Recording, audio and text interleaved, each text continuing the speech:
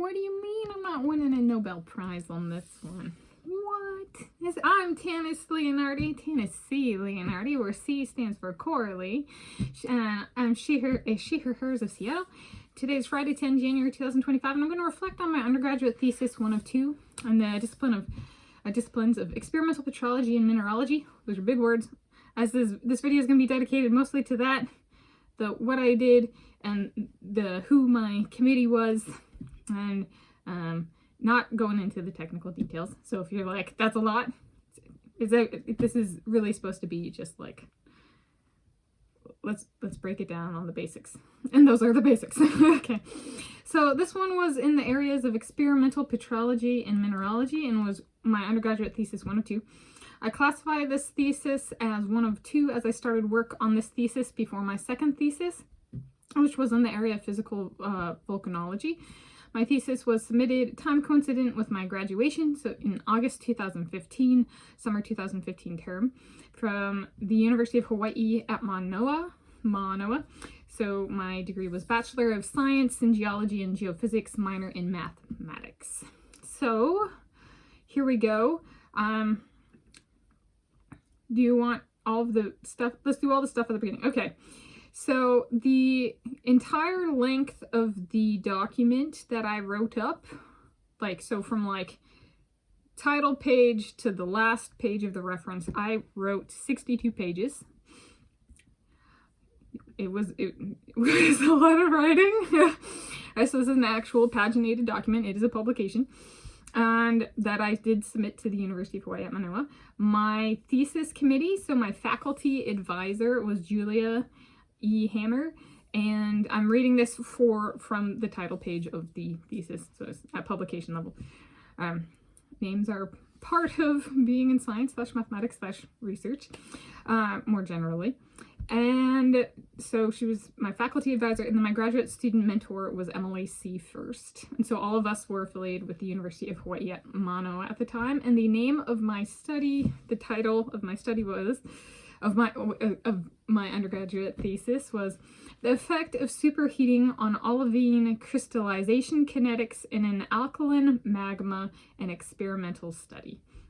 And so what the heck does that mean? And, if you're technical and you're like me and you're the person who did this, and you're like, I just want to talk about everything I did. And so I'm not going to do that because then I lose my audience who was already lost. So let's go there. So let's go with experimental petrology and mineralogy.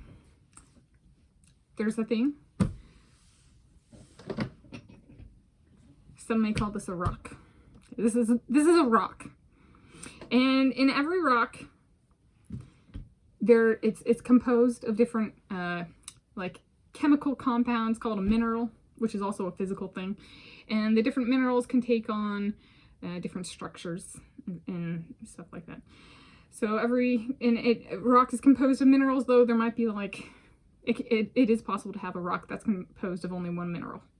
So on its basic, rock and mineral. So mineralogy is the study of the minerals, and they can be studied in a rock or on their own. And so I was looking at an alkaline rock, and specifically melted down in liquid state. It's a magma, before it's erupted the surface of the earth. So within that rock that I was studying, which I also studied as well, I did mineral counts and that kind of thing to identify the rock type. There was a mineral called olivine that I focused on. The gem version of olivine, you're like, that is not relevant to me. The gem version, so the name of olivine in the world of gems is peridot, which is the birthstone of August. So if you think it doesn't relate to you, some people care about jewelry and some people care about birthstones. Not everybody. But, might be an odd man out on that one. So it was a high profile mineral in that sense. And then that's a little bit about the mineral. And the rock is a very volatile volcanic composition, so to speak, in terms of eruptive behavior. And it erupted in Hawaii. The rock I studied was part of there's eruptions that actually filled the Mānoa Valley, and then the school was built on top of a lava flow. And so there was like kind of two eruptions, and so there was Tantalus, and I'm Tanis, and then there was Sugarloaf, and that valley and next valley over. So it was like part of that eruptive pocket. And there was another one, was it like Rocky Hill or something like that? Part of the Honolulu volcanic series. And so it was very cool. I went to a school, and I got to like look and study the lava flow on which the school was built. Or was it the next valley over? That kind of thing. So it was very local, about as local as you can get, the ground on which the school was built. You know, kind of thing. Okay. And on which the houses were built. So not just the school, the houses as well. And so I'm getting to the rock. The prefix there is petro. So experimental petrology. Petro, study of rocks. So petro's rock. So petrology, study of rocks. Only I'm doing it experimentally. So I'm growing those rocks. Now, you're like, how are rocks relevant to us?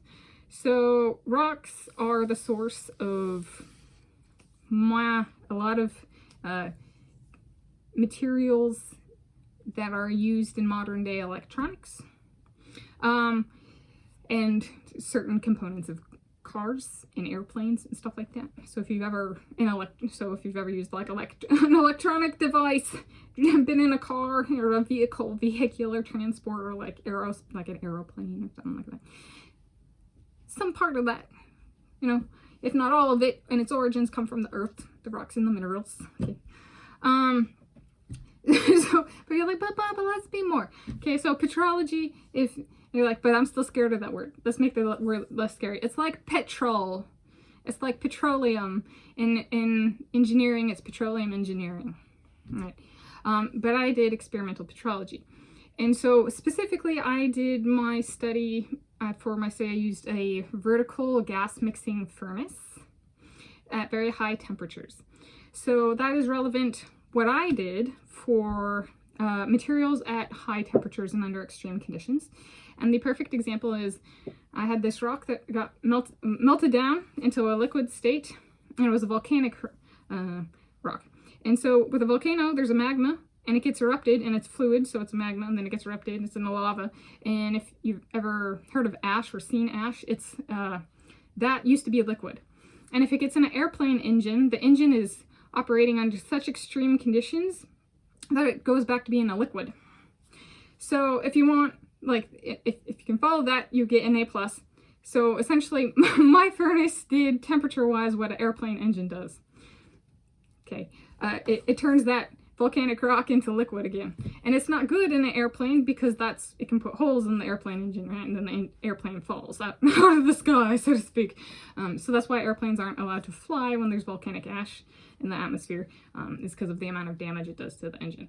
So there's a lot of space for like understanding volcanic rocks, and like the temperatures, at least, that I was studying here may be relevant for designing more resilient airplane engines.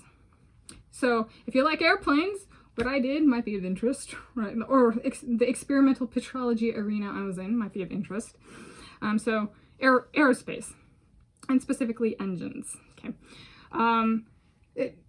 So that's just one. It does not get so high temperature, or there's cold fusion research, but it doesn't get so that what I did was not so extreme conditions that it borders on what my husband's dad did, which was nuclear engineering.